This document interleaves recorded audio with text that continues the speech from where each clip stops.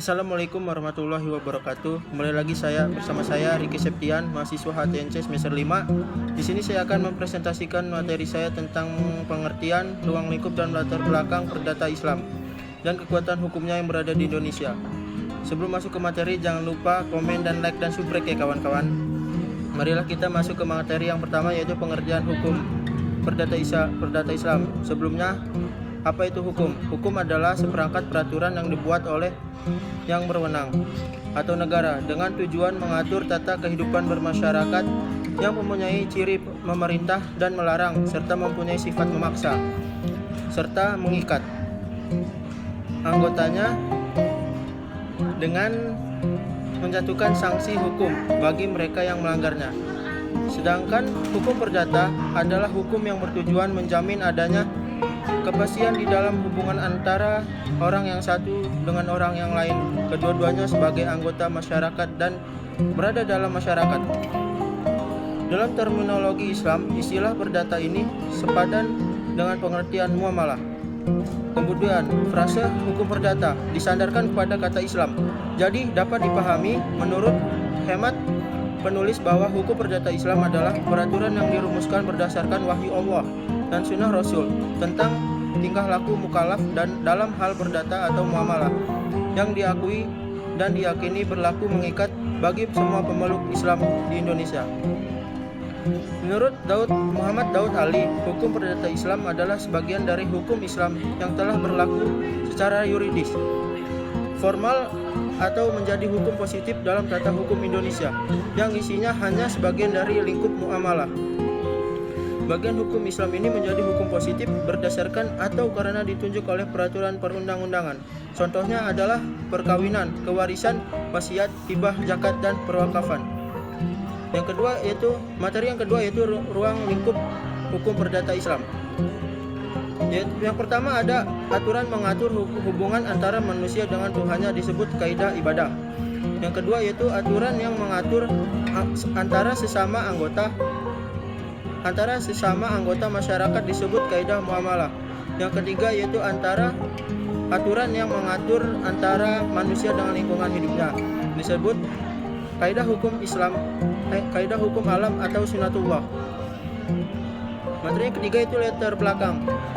Teori-teori berlakunya hukum Islam di Indonesia. Yang pertama yaitu teori receptio in complexio. Yang kedua itu teori receptie. Yang ketiga itu teori receptio exit atau receptio contrario. Yang pertama yaitu pengertiannya teori receptio in complexio. Teori receptio in complexio adalah memperlakukan hukum Islam secara penuh terhadap orang Islam karena mereka telah memeluk Islam. Teori receptio in complexio dimunculkan oleh Van den Berg berdasarkan kenyataan bahwa hukum Islam diterima secara menyeluruh oleh umat Islam. Yang kedua itu teori resepsi masuknya pemerintah kolonial Belanda ke Indonesia membawa perubahan-perubahan dalam pelaksanaan hukum Islam. Meskipun secara formal hukum Islam tetap diberlakukan. Hal ini didasari oleh adanya kecurigaan dari sebagian pejabat Belanda yang mulai dikemukakan melalui kritik terhadap peraturan-peraturan yang dikeluarkan. Mereka memperkenalkan Het Indisch Adat Rek atau hukum adat Indonesia.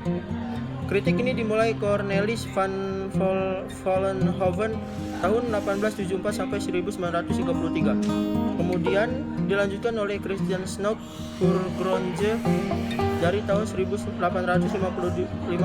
sampai 1936. Penasehat pemerintah Hindia Belanda tentang soal Islam dan anak negeri. Teori resepsi mengatakan bahwa hukum yang berlaku bagi orang Islam adalah hukum adat mereka masing-masing. Hukum Islam dapat berlaku apabila telah diresepsi oleh hukum adat.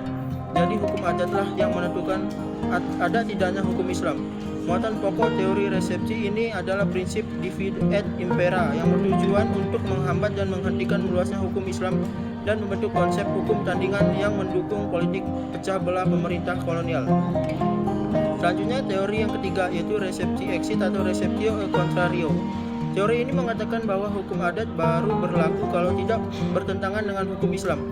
Jika selama teori resepsi berlaku adalah sebaliknya, yaitu hukum Islam dapat dilaksanakan apabila diterima hukum adat, maka sekarang hukum adat yang tidak sejalan dengan ketentuan hukum Islam harus dikeluarkan, dilawan atau ditolak. Pada tahun 1950, dalam konferensi Departemen Kehakiman di Salatiga, Profesor Hajirin telah mengarahkan suatu analisis dan pandangan agar hukum Islam itu berlaku di Indonesia, tidak berdasar pada hukum adat. Berlakunya hukum Islam menurut Hajirin supaya disandarkan pada menunjukkan peraturan perundang-undangan sendiri. Sama seperti hukum adat selama ini, yang dasar memperlakukan hukum adat itu sendiri adalah berdasar sokongan peraturan perundang-undangan. Karena itu haruslah dipersiapkan dan dibuatkan perundang-undangan terhadap hal itu. Materi yang selanjutnya itu hukum perdata Islam dan kekuatan hukumnya di Indonesia. Apabila hukum perdata Islam dan kekuatan hukumnya dianalisis secara ketatanegaraan di Republik Indonesia, dapat dikatakan bahwa asasnya adalah Pancasila dan Undang-Undang Dasar 1945. Demikian juga munculnya kompilasi hukum Islam yang menjadi pedoman bagi para hakim di peradilan khusus, dalam hal itu peradilan agama di Indonesia. Hal ini merupakan pancaran dari norma hukum tertuang dalam pasal 29 Undang-Undang Dasar 1945. Oleh karena itu, pemberlakuan dan kekuatan hukum Islam secara ketatanegaraan di negara Republik Indonesia adalah Pancasila dan pasal 29 Undang-Undang Dasar 1945. Seiring bertumbuhnya dan berkembangnya perlu diungkapkan bahwa produk pemikiran hukum Islam dalam sejarah perilaku umat Islam dalam melaksanakan hukum Islam di Indonesia ada 5, yaitu syariah, fikih, fatwa ulama atau hakim, yang keempat putusan pengadilan, yang kelima perundang-undangan. Mungkin itu saja yang bisa saya sampaikan dalam presentasi pada kali ini. Kurang lebihnya saya mohon maaf, kepada Allah saya mohon ampun. Billahi taufiq wal hidayah. Wassalamualaikum warahmatullahi wabarakatuh.